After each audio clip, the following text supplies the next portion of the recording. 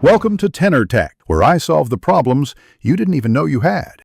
You start by unlocking your iPhone 16 Pro Max and making sure you're on the home screen.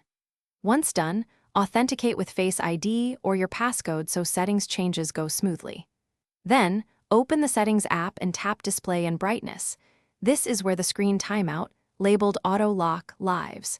You want to get there without delay because making changes past this point is immediate and affects battery and convenience. Keep this path in mind for quicker adjustments later. You'll see Auto Lock listed under Display and Brightness. Tap it to reveal the available time options. Now select the period you want, 30 seconds, 1 minute, 2, 5, 10, or never, and tap to confirm. Make sure to weigh battery life versus convenience. Shorter timeouts reduce power use, longer ones keep the screen active for tasks like reading. Once selected, your choice applies immediately system-wide, so test it briefly by leaving the phone idle to verify the screen locks at the chosen interval. You finish by testing your new auto lock. Leave the phone idle and confirm it locks at the interval you picked.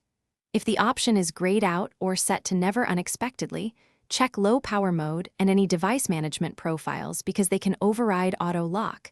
Disable the profile or exit low power to restore options. If settings still won't apply, restart your iPhone and ensure iOS is updated. If that fails, a settings reset often fixes stubborn issues. Back up before resetting. Thanks for watching. Subscribe to keep your life in tune.